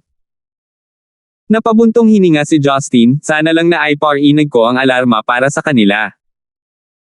Tama ang Russia na babaeng especially iya, nakapatay ako ng napakaraming tao, ang mga taong gustong uminom ng aking dugo at kumain ng aking laman ay nasa lahat ng dako sa mundo. Ang kanilang mga kamag-anak, kanilang mga alagad, mga kaibigan, at mga manliligaw ay lahat ay naghahangad ng aking buhay. Kahit na ako ay nagretiro ng halos 3 taon, ang mga kaaway na nabahira ng dugo ay hindi mag-iisa. Sinasabi ng mga inchik na hindi pa huli ang mga maginoon na maghayganti kahit hindi sila makapaghintay ng 10 taon, ang 3 o 5 taon ay hindi magiging isang malaking bagay, kahit na ang mga ordinaryong kaaway ay hindi nananakot, sila ay nagtatago pa rin sa mga anino kung sila ay nakaharap sa kasalukuyang sitwasyon, sila ay muling atakehin. Tumango si Ron, sa tingin ko sa pagkakataong ito, malamang na may nasa likod na nagsasamantala sa mga puwersang napupuot sa iyo para magsagawa ng isang planong ganting atake. Hindi lang namin inaasahan na sila ay direktang pupunta sa London at magkusa na hawakan si Princess Jane. Maaaring marami pang bagay na hindi mo inaasahan, huminga ng malalim si Justin. Pagkatapos ay nagtanong siya nga pala, ang 5 lalaki na may puting balabal, nalaman mo ba ang tungkol sa kanilang mga detalye? Oh, nakakuha lang si Fidel ng ilang impormasyon at ibibigay ko na ito sa iyo, inabot ni Ron ang isang pirasong papel kay Justin. Mabilis na sumilip si Justin, at hindi napigil ang sumimangot at ninisyan, napakalihim. Ang dahilan para sabihin ito ay dahil natuklasan ni Justin na sa mga tuntunin ng impormasyon, bukod sa alam niya na ang 5 lalaking pangkat na ito ay gumagamit ng God Killer, Deicide, para lumahok sa kompetisyon, ang mga pangalan ng 5 tao ay talagang pinalitan ng mga numero, iyon ay, mga numero ng kalahok ng lahat. Nagkataon lang na ang ganitong incognito practice ay pinayagan ng Caesars Conference, dahil maraming mersenaryo mismo ang walang pangalan. Ang mga taong ito ay ayaw pang ibunyag ang kanilang mga pangalan, na nagbigay kay Justin ng sakit ng ulo dahil walang anumang bakas na naiwan. Nakahanda na sila, tumawa siya ng mahina at sinunog ang papel sa kanyang kamay hanggang sa abo. Maingat na tinanong ni Ron, "Kamahalan Pluto, kailangan ba nating magpadala ng sinuman upang subaybayan ang kanilang mga galaw?" Nag-aalala ako na baka may kinalaman sila sa pagkawala ni Prinsesa Jane. Kalimutan mo na ito, pagtanggi ni Justin, ang pagpapadala ng mga tao doon ay hindi makakatulong kundi magdulot ng mas maraming casualty, kahit na hindi ko makita ang mga taong iyon. Hintayin natin na narito ang ibang mga Diyos at tingnan kung ano ang gusto nilang gawin. Matapos ayusin ang natitira, bagamat sabik si Justin na mahanap si Jane, hindi rin niya magawang hanapin ang mundo ng walang Taros. Kung tutuusin, walang cultivation base si Jane, at hindi rin niya madaling makita ang kanyang aura. Higit pa, paano hahayaan siya ng kabilang partido na mahanap siya ng ganoon kadali pagkatapos ng labis na pagsisikap dito? Sa makatuwid, ang magagawa ni Justin ay maghintay ng balita mula sa Makidan at sa iba pa, at pagkatapos ay maghanap ng malalim pagkatapos paliitin ang saklaw. Bukod pa riyan, ayaw ni Justin na maapektuhan ng kanyang inner depression ang 2 babaeng pumunta rito para mag-relax at magsaya, kaya partikular na sinabihan si Ron at ang iba pa na huwag pag-usapan ang tungkol kay Jane sa 2. Nang babalik na sana si Justin sa kanyang silid, sinabihan siya ni Fidel na pumunta sina Roslyn at Karen sa casino sa ilalim ng Casino Hotel. Nagulat si Justin. Hindi niya inaasahan na makakahanap ang 2 ng mapaglalaroan ng ganoon kaga. Medyo formal ang casino ng Casino Hotel. Bagaman ito ay isang lugar kung saan nababalot ang mafia, walang nang ahas na labagin ang mga alituntunin ng gaming table. Bilang karagdagan sa malaking bilang ng mga lottery machine mula sa labas, sa loob, mayroong lahat ng uri ng mga mesa ng card at mga laro sa pagsusugal, at may mga kuneho na babae na may hawak na mga plato at masigasig na naglilingkod sa mga bisita. Walang makakaapekto sa lugar na ito, araw man o gabi, para lang manatiling naglalaro ang mga sugarol hanggang sa mawala ng laman ang kanilang mga bulsa. Kasama ni Ron at ng kanyang anak, mabilis na natagpuan ni Justin sina Roslyn at Karen sa table ng card ng blackjack. Nakatuon ang atensyon ng dalawang babae sa laro kasama ang grupo ng mga lalaki, babae at mga kabataan na nakasuot ng iba't ibang kasuotan. Rose, tama na. Napakalaki ng card. Huwag nang humingi ng higit pa, halatang tagapayo si Karen at hindi nakikilahok. Gayunpaman, hindi binili ni Roslyn ang panghihikayat ng kanyang tagapayo at humingi ng isa pang card sa dealer. Ano ang kinakatakutan mo? Kailangan mong maging matapang para manalo ng malaking pera. Matapos matanggap ang card, kinagat ni Roslyn ang ibabang labi. Kinakabahan niyang itinaas ang card at agad na naging miserable ang ekspresyon niya. Ano ba? Sinadya bang manluloko ng mga to? Paano na naman ako nag-over the point? Galit na inihagis ni Roslyn ang mga baraha na naging sanhi ng tawanan ng mga kalapit na sugarol. Isang matandang maputi ang buhok na nagbukas ng isang pares ng blackjack at ipinagmamalaki ang kanyang mga daliri. Bata, napakabata mo pa. Walang kabuluhan ang lahat at dapat mong malaman kung kailan ka susuko. Galit na galit si Rose, medyo baluktot ang labi, caught the sarcasm, hindi na ako laging talo ngayon. Isa pang round. Ang dealer sa kabilang banda ay nahihiyang sinabi, Madam, wala kang sapat na chips. Natuklasan lamang ni Roslyn na ang mga chips na ipinalit niya sa ilang 10,000 euro ay wala na. Sok. Kahit gaano ka pa kayaman, malugi ka kung magpapatuloy ito. Mahal kong Rose, lahat ito ay mga profesional na mananaya. Sa palagay mo ba ang iyong karanasan sa pagsusugal sa underworld sa Stonegate ay maaaring makipagkompetensya sa kanila? Hindi alam ni Justin kung tatawa o iiyak, hindi man lang napansin ng dalawang babae na nakatayo siya sa likuran nila. Ang lahi ni Roslyn sa mundong ilalim ng mundo ay talagang napakalakas ng genetically. Kahit na ang kanyang cultivation ay umabot na sa soul-forming stage, hindi pa rin siya maaaring maging immune sa mga aktibidad sa libangan ng pagsusugal, at napakakompetensya pa rin tungkol dito. Honey, kailan ka pa dumating? Namula si Roslyn ngunit mabilis na nakipagkamay kay Justin pagkatapos, dumating ka sa tamang oras, bigyan mo ako ng pera. Walang gaanong pera sa card ko nang lumabas tayo, wala na akong maipapalitan ng chips. Nagustuhan ni Justin ang kanyang prangka na ugali, at direktang nagsasalita siya kapag may kailangan siya, kahit na ito ay mga vulgar na bagay tulad ng pera. Sumulyap ang mga mata niya kay Ron, at agad na pinakiusapan ng matanda ang kanyang anak na si Fidel na makipagpalitan ng pera. Si Fidel ay napakasigla, ang pagbibigay ng pera para sa asawa ng Panginoon ay isang magandang pagkakataon upang mambola siya. Tinanong ni Justin si Karen, bakit hindi ka maglaro ng ilang rounds? Umiling si Karen na may nahihiyang ngiti, nandito lang ako para samahan si Rose, wala akong interes dito. Ha! Hindi ka interesado. Dapat kanina mo pa sinabi, ngayon masama ang pakiramdam ko, malungkot na sabi ni Rose. Tumawa si Justin, napaka-focus mo, paano ka mag-aalaga sa iba? Umukol si Roslyn at hindi siya pinansin, ang saya-saya niya. Hinawakan lang ni Justin ang kamay ni Karen at sinabing, pagkatapos ay lalabas ako kasama si Karen para mamasyal. Rose, mag-isa lang maglalaro ang maliit na sugarol. Alam kong hindi ka masyadong interesadong makita ang mga tanawin. Paulit-ulit na tumango si Rose. Sa katunayan, mas interesado siya sa mga mesa ng pagsusugal kaysa sa panunood ng mga tanawin. Dati siyang nakikipaglaro ng mahjong kasama si Rebecca at ang iba pa sa Stonegate noon at hindi ito kapanapanabik.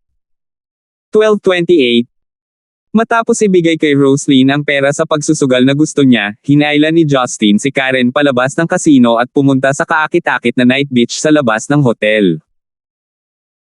Naglalakad sa maputlang gininto ang malambot na dalampasigan, karamihan sa mga dumaraan ay mag-asawa rin, ngunit kumpara sa bukas na estilo ng pananamit ng mga western na babaeng iyon, ang murang t-shirt at maong shorts ni Karen ay tila napaka-konserbatibo at wala sa lugar. Dahil dito, maraming dumadaang turista ang hindi malay na sumulyap kay Karen ng ilang beses. Kakaiba ang naramdaman ni Karen at pawisan ang kamay niyang nakahawak kay Justin. Siya ay orihinal na nakaramdam ng hindi natural na paglalakad sa mga mata ng mundo sa ganoong paraan, at nakahawak pa rin siya sa mga kamay nito. Ngayong tinatrato na siya bilang isang outlier, mas lalo siyang kinabahan. Inakala ni Justin na nag-iinit ang pakiramdam ni Karen ngunit hindi ito makatuwiran. Dapat niyang kontrolin ang temperatura ng kanyang katawan pagkatapos pumasok sa soul-forming stage. Tiningnan niya ang medyo tusong mga mata ng babae, at hindi niya maiwasang mapangiti at sinabing, "Karen, huwag mo na silang pakialaman. Lahat kayo ay may iba't ibang kapaligiran at kultura ng pamumuhay noong bata pa sila, gusto nilang ihayag ngunit hindi naman ito nangangahulugan na maganda ito." Kinusot ni Karina ang kanyang mga mata at nagtanong, "Kung gayon, gusto mo ba ang mga mas hayag o hindi?" Nagkunwaring nag-iingat si Justin at sinabing, "Yung nagbubunyag sa harapan ko ngunit nagtatakip sa harap ng iba." Tinalikuran ni Karen ang kanyang ulo at ibinuka ang kanyang mga labi, napakakuripot. "Paano ito itinuturing na mode mo? Ipinapakita nito na nagmamalasakit ako sa aking babae," matuwid na sabi ni Justin. "Bueno, tingnan mo ang mga lalaking iyon, ang kanilang mga kasintahan ay napakaliit ng damit ngunit hindi sila mukhang malungkot," sabi ni Karen. Tumawa ng masama si Justin, "Mali ka. Siyempre hindi tutol ang mga lalaking iyon. Ilan sa kanila ang talagang nagdala ng sarili nilang mga babae dito." "Anong ibig mong sabihin?" Prangkang tanong ni Karen. "Hindi ba't ngayon ko lang nabanggit ang lahat? Ito ang isa sa pinakamainit na red light district sa Sicily.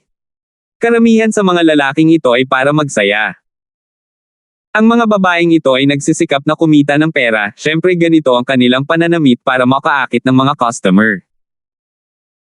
Hindi napigilan ni Karen na dilat ang kanyang mga mata, namula ang kanyang mga pisngi, at medyo hindi siya comfortable sa pag-iisip na ang mga glamorous na babae na dumaan sa kanya ay talagang gumagawa ng ganoong uri ng trabaho. "Kung gayon, bumalik na tayo," bulong ni Karen. Nagtataka si Justin, bakit bumalik ng maaga? "Huwag kang mag-alala, hindi titigil si Roslyn hanggang sa mawalan siya ng ilang milyon ngayong gabi. Dadalhin kita sa seafood restaurant sa harap para kumain ng pinakamasarap na seafood dito. Mamaya ay pupunta tayo sa palengke sa lungsod at i-enjoy ang night view, mas magiging interesante ito kaysa manatili sa hotel." Inaasahan din ni Karen na marinig ito, ngunit nagtanong pa rin siya ng malabo, "Kung gayon, iisipin ba ako ng mga taong iyon bilang gayong klaseng babae?" Natigilan si Justin saglit, pagkatapos ay biglang napagtanto ang dahilan kung bakit gusto niyang bumalik at hindi mapigil ang matawa. "Oh my goodness! My dear Karen, ikaw ba ay tanga o walang muwang? Pabayaan mo na lang ang pag-abala sa lahat ng ito, sa pagtingin pa lang sa iyong kasuotan, imposibleng isipin ng mga tao na ikaw ay isang puta." Akala niya sapat na ang sasabihin niya pero minamaliit niya ang babae. "Sinasabi mo bang hindi ako maganda sa mga damit na ito?" Bahagyang sumimangot si Karen at nagsimulang magseryoso. Nagmamadaling iwinagayway ni Justin ang kanyang mga kamay, "Hindi, ang ibig kong sabihin, napakadesente mong manamit, iba sa mga babaeng walang kabuluhan." "Alam kong hindi ako maganda, sanay na ako," umiling si Karen, "hindi mo ako kailangang suyuan, alam ko ito sa sarili ko." Tiningnan ni Justin ang biglaang depresyon ng babae, at hindi niya maiwasang maalala na siya ay palaging malamig at konserbatibo. Siya ay tila palaging tulad ng isang mapayapang pool ng spring water, na parang hindi pa siya nakakita ng napakaraming matinding mood swings maliban na lamang noong tinanggihan niya ang kontrata ng kasal sa pamilya Collins at nang umamin ito sa kanya. Sa isang kahulugan, halos kapareho niya si Marian. Kadalasan, siya ay magiging kalmado at matikas, ngunit ang kaibahan ay bagaman si Marian ay napakalamig sa labas, sa kaibuturan ng kanyang puso ay isang nalilitong batang babae na mahilig sa glutinous rice balls, paminsan-minsan ay gumaganap ng ilang napakawalang muwang na mga galaw. Gayunpaman, si Karen ay tahimik at maayos sa kanyang mga buto, tulad ng isang batang babae na lumaki na may isang mahusay na parangal sa mag-aaral. Kahit na siya ay nakikibahagi sa gawain ng Red Flame Iron Brigade, kadalasan ay ginagawa nila ang kanilang mga gawain at bihirang makipag-ugnayan sa lipunan, na ginagawang medyo mapangalagaan ang mundo ng kanilang babae. Nang hindi alam ni Justin kung ano ang sasabihin, ngumiti si Karen, sasabihin ko sa iyo ang isang sikreto. Ha? Anong sikreto? Curious na tanong ni Justin. Namula si Karen, na parang bumubulong, sa totoo lang, kapag kailangan kong magsuot ng mga damit sa aking mga gawain, hihilingin ko kay Karina na pumili para sa akin. Pinahirampan niya ako sa kanya at tinatawanan ako na sinasabing inaagaw ko ang damit ng kanyang nakababatang kapatid na isusuot. Hindi alam ni Justin kung ano ang mararamdaman tungkol dito, wala ka bang sariling mga damit? Umiling si Karen, hindi, dahil nagpunta ako sa Tangsek noong 11 taong gulang ako, paano ako magsusuot ng mga damit habang nagsasanay ng martial arts. Pagkatapos bumalik sa Central City at sumali sa Group of 8, bihira na akong magsuot ng palda. Walang nagtuturo sa akin kung paano mag-makeup at kung paano pumili ng damit. Sa totoo lang, hindi ko alam kung paano maging sunod sa moda o maging maganda ang tanong sa iba. Nakikinig sa pagsasalaysay ng babae, hinawakan ni Justin ang kanyang kamay at nagpatuloy sa paglalakad ng mabagal patungo sa restaurant sa di kalayuan. Ang simoy ng dagat ay humaplo sa kanilang mga pisngi, ang buhok ni Karen ay hinaipan pataas pababa na parang itim na alon na nagdadala ng mga bugzo ng halimuyak. Noong bata pa ako, nakita ko ang ibang mga batang babae na nakasuot ng floral skirt, prinsesa na damit, at iba pa. At nakaramdam ako ng sobrang inggit, ngunit dahil kami ay mga bata mula sa rehiyon ng militar, hindi ako pinayagan ng aking ama na magsuot ng palda, at hindi rin pinayagan ng aking ina na bilhin ito para sa amin. Sa bagay na ito, naaalala ko ang aking ina na nag-away sa aking ama, na sinasabi na kasalanan niya kung ang kanyang anak na babae ay hindi makapag-asawa sa hinaharap. Karen, hindi ba maganda ang bihis ng iyong amo? Bakit hindi kanya tinuruan kung paano magbihis? Guro. Hindi, ang aking Panginoon ay pinakaayaw sa mga lalaki. Lagi niyang sinasabi sa akin na walang magandang bagay tungkol sa mga lalaki sa mundo, at bihira rin siyang magmalasakit sa kanyang kapatid. Sinabi niya sa akin na ang mga babae ay hindi kailangang magbihis, maging mas malakas lamang kaysa sa isang lalaki at sila ay magiging masunurin sa atin, sabi ni Karen habang nakatingin siya kay Justin ng medyo mapait pero nakahanap pa rin ako ng isang taong mas malakas kaysa sa akin. Nagkibit balikat si Justin, mabuti na lang at hindi ka na-distort ng iyong amo. Isang pagpapala ang mahanap ako.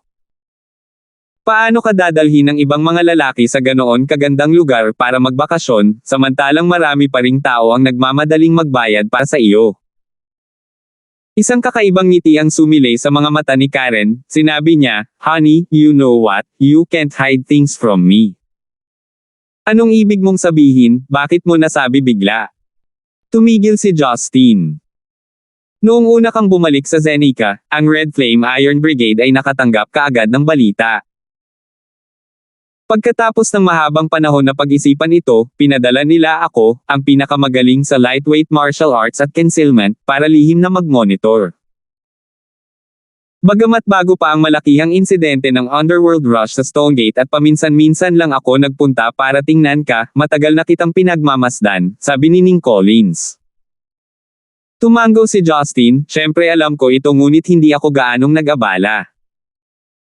Ang alam ko lang ay palaging may nakatingin sa akin ng palihim at aalis pagkalipas ng isang oras. Gayunpaman, pagkatapos magkita ang Red Thorn Society at ang West Union Society, mas madalas na dumating ang tao. Ako iyon, may emosyong sabi ni Karen, noong gabing iyon ay. Noong gabing nakipagrelasyon ka kay Marian. Mas maganda kung nandoon ako. Kakaibang tumawa si Justin, bakit?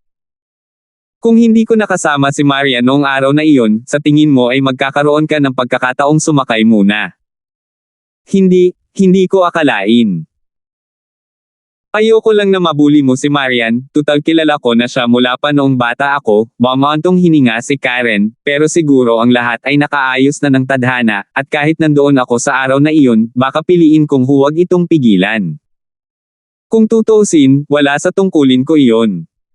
Naisip ni Justin sa kanyang puso. Uminom siya ng alak ng gabing iyon at nakita niya ang ganoong kagandahan. Kung lalabas si Karen, tinatayang itutulak niya ang dalawang babae sa kama. Ngunit hindi nang ahas si Justin na sabihin iyon. Paano natitiis ni Karen ang ganitong uri ng pagpapasigla batay sa kanyang karakter?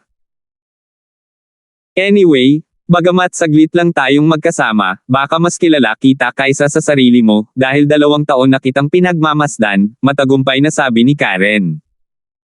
Napatawa si Justin, okay, ano ang gusto mong sabihin?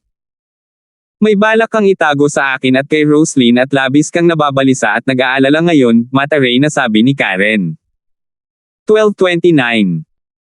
Ang ngiti sa mukha ni Justin ay matigas, at sa huli ay natatawa na lamang niya ang kanyang sarili, akala ko ay tinatago ko ito ng husto. Kapag mayroon kang isang bagay sa iyong puso, ang iyong ngiti ay nagiging mas exaggerated kaysa sa karaniwan, at ang iyong pitch ay nagiging mas mataas. Ang iyong mga mata ay hindi nakatutok at ang iyong mga hakbang ay nagiging mas mabigat, kailangan ko lang tingnan ito upang malaman ang lahat, sabi ni Karen isa-isa. Nakaawang ang bibig ni Justin dahil hindi niya inaasahan na makikita ni Karen sa kanya ng ganoon kaliwanag, kanina mo pa. Obserbahan ako ng ganito. Oo. Bakit? Bakit mo pinagmamasdan ang ugali ko? Hindi naiwasang magtanong ni Justin na may masalimuot na ekspresyon, ganun ba? Interesado ka na sa akin bago tayo unang nakita. Napatulala si Karen, nalaman niyang bahagyang nalantad ang kanyang sarili. Wala siyang itinanggi at nahihiyang tumango. Hindi rin inaasahan ni Justin na ganito ang mangyayari at nagtanong, bakit? Kaakit-akit din ba ang hitsura ko kapag nagbebenta ng tuhog ng tupa? Hindi. Bulong ni Karen. Mahal, sabihin mo lang sa akin, hinawakan ni Justin ang mukha ng babae. Medyo hindi makayanan ni Karen, at hinayla ang kamay ni Justin palayo, pagkatapos ay sinabi, minsan kong narinig na ikaw ay isang napakalupit, mabisyo at masamang tao, isang berdugo na pumapatay ng mga tao nang walang pag-iisipan. Ngunit hindi ko nakikita ang mga katangiang iyon sa iyo ng pagmasdan kita. Bukod sa pagtitinde ng mga tuhog ng tupa sa kalye, nakikipag-usap ka lang sa ilang iba pang mga stall vendor at nagyayabang pa rin. Maraming pera, pupunta ka pa rin sa mga bar at maghahanap ng mga babae sa oras na iyon ay talagang naramdaman ko na ikaw ay napakahina, paano ikaw ay ang Pluto na napakabagsik sa ibang bansa hanggang sa araw na iyon, sa unang pagkakataon na gumawa ka ng isang hakbang at tinulungan si Roslyn na makatakas mula sa mga taong iyon sa West Union Society, ngunit sa tingin ko. Ikaw ay talagang mahusay, at kung ano ang iyong ginawa ay nagmumula sa iyong kabaitan, at kung ano ang gusto mo, hindi ako nagbabalik sa iyong mga babae. Bakit hindi mo hawakan si Rose? Totoo ba ang mga binanggit ng mga iyon o ang nakita ko? Maya-maya ay nalaman kong binibigyan mo ng pera si Jingjing para mapag-aral noon, kaya wala kang pera at nakatinda lang ng tuhog ng tupa. Wala kang nagawa noong na-blackmail ka ng pamilya Chen, pero sa halip ay tinulungan mo ang ama ni Jingjing. Sa pagtingin sa mga ito, gusto kong malaman kung ano at sino ka talaga. Kapag gustong intindihin ng isang babae ang isang lalaki, hindi malayong mahulog ang loob sa lalaking ito. Hindi inaasahan ni Justin na hindi niya sinasadyang magising ang lihim na pag-ibig ni Karen sa loob ng higit sa 10 taon, dahil lamang sa ginawa niya ang ilang mga bagay na walang kabuluhan. Nang makitang malapit nang dumampi ang baba ni Karen sa kanyang dibdib dahil sa kahihiyan, huminto si Justin sa pagtatanong, at nakangiting sinabi, okay, I get it. Then tell me, ano ang tinatago mo sa amin? Tanong ni Karen. Hindi na nagtago si Justin at sinabi sa kanya ang tungkol sa pagkidnap kay Jane. Alam na alam ni Karen ang kahalagahan ni Jane. Matapos itong pakinggan, hindi niya maiwasang mag-alala, napakadelikado nito. Si Prinsesa Jane ay isang taong nakikipagkompetensya sa mundo. Siya ay nangunguna sa advanced na teknolohiya, at kung siya ay ginagamit ng iba, malamang na magdulot ito ng malaking problema sa mundo. Walang makakapagtanggol sa karunungan ni Jane, dapat may iba pa siyang paraan para protektahan ang sarili. Sana makahanap na lang ako ng clue sa lalong madaling panahon, bumantong hininga si Justin, saka ngumisi at sinabing, okay, walang kwenta ang mag-alala ng sobra. Bukod sa hinahanap ko si Jane, nandito ako para makipaglaro at magpahinga kasama ang mga dilag, halika at kumain na tayo. Walang magawa si Karen sa optimismo ni Justin, ngunit hindi pa rin niya ito matutulungan kaya tumango siya ng nakangiti. Kasabay nito, sa isang lugar sa isang lihim na base. Sa ilalim ng maliwanag na puting liwanag, mayroong isang malaking espasyo na gawa sa tiyak na nakapaloob na mga plate na bakal na halwang metal. Matapos dahan-daang bumukas ang isang steel plate na pinto, pumasok ang isang puting lalaki na may buhok na chestnut na nakasuot ng puting lab coat. Medyo payat ang lalaki, ngunit ang kanyang mga mata ay tumutusok, at mukha siyang medyo maeslan na may suot na pares ng black-rimmed na salamin. Sa saradong silid, mayroon lamang isang lumang upo ang kahoy. Nakasuot din ng puting coat ang babaeng nakaupo sa upuan, natatakpan ng amber na buhok ang kalahati ng mukha, medyo haggard, at medyo namumutla ang labi, pero ang pares ng sapphire eyes ay may nakakaintriga pa ring kinang. Ang babaeng ito ay si Jane. Guro, muli akong pumunta sa iyo, yumuko ang lalaking may buhok na chestnut. Tumangala si Jane, hindi maitago ng kanyang mga mata ang bakas ng pagkabigo, Jerry, tumigil na tayo. Tumawa si Jerry, teacher, ano pa ba ang pinapangarap mo after so many days? Stop it. Simula nang bumisita ako sa sekta mo 2 years ago, lagi kong inaabangan ang araw na ito. Sinasabi mo bang huminto na ako ngayon? Alam mo ba na hindi ko naisip na tumigil man lang? Isa ka sa pinakamahuhusay kong estudyante, kahit na minsan ay nag-alinlangan ako sa direksyon ng iyong pananaliksik, pinili ko pa ring maniwala sa iyo, ngunit hindi ko inaasahan na may gagawin ka pa rin na makakadismaya sa akin, sabi ni Jane na may panghihinayang.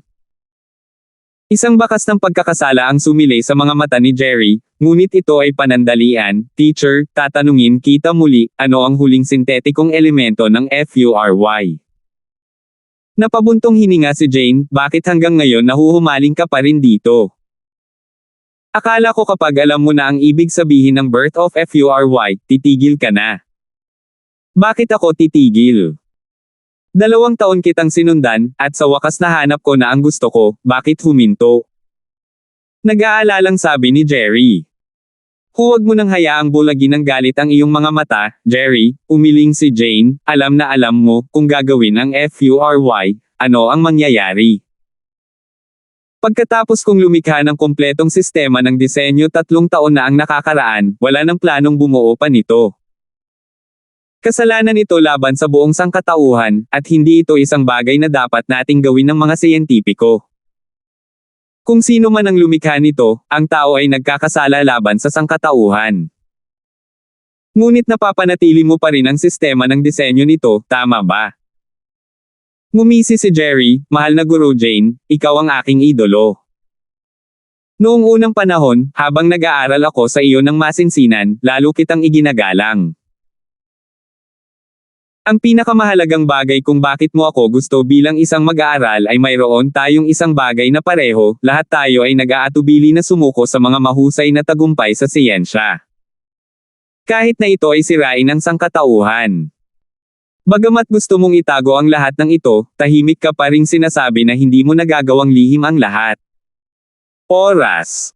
Hindi ako naniniwala, sa isip mo, wala nang mas baliw dito. Pumikit si Jane ng tahimik, mukhang kahit anong sabihin ko, hindi ka titigil, baka umalis ka. Kahit mamatay ako dito, hindi kita hahayaang tapusin ang FURY. Guro, sa tingin mo ba hindi ko mabubuksan ang sekreto kung hindi mo sasabihin sa akin kung ano ang huling sintetikong elemento? Mayroong 12 ng mga elemento sa mundo na maaaring gamitin upang maperpekto ang balanseng ito, maaari ko ring subukan ang mga ito ng paisa-isa. Bagamat magtatagal ito, magtatagumpay din ako sa wakas, pagmamalaki ni Jerry, dapat kang makipagtulungan sa amin ng masunurin, mabuti, sa iyong mga antas ay tiyak na magtatrabaho ng masunurin, sa iyong mga antas. Walang kabuluhan. Bahagyang tumawa si Jane, tila natatawa ng nakakaloko. Bakit ka tumatawa? Kumunat ang noo ni Jerry, kakaiba ang pakiramdam.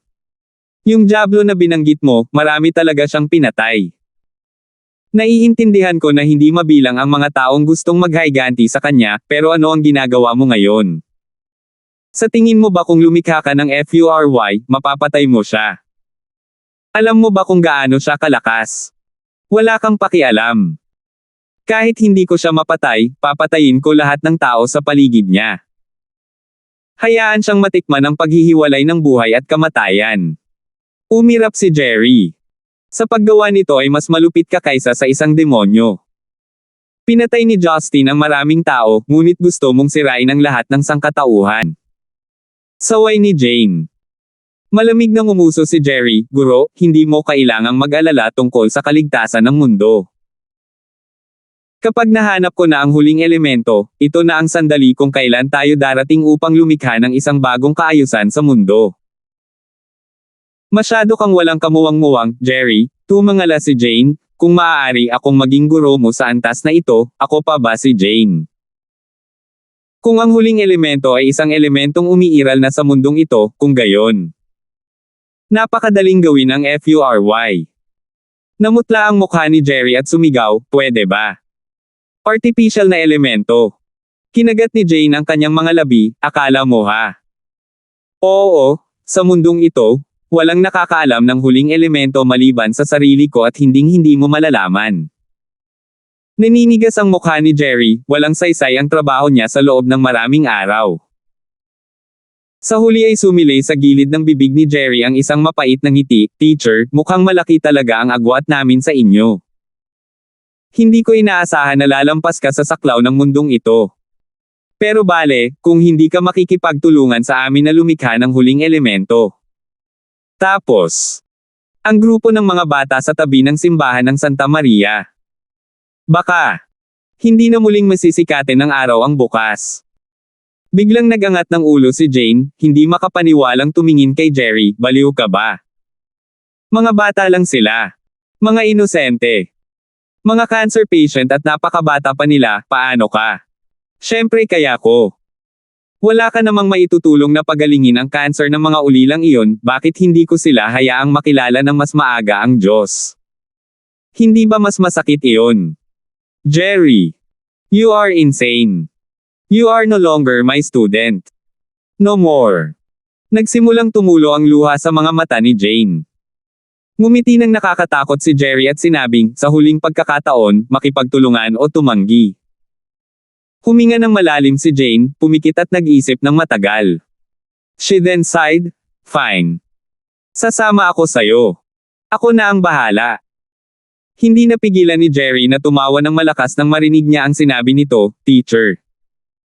Kahit na mas matalino ka sa akin, masyado ka pang bata. Napanalo na rin kita. Haha. FURY my FURY. Haha. Sa lihim na silid, patuloy na umaalingaw-ngaw ang matatalas na halakhak ng lalaki, parang maltong umiiyak at umaalulong. Salamat po at sinamahan ninyo ako, ingat lagi mga master.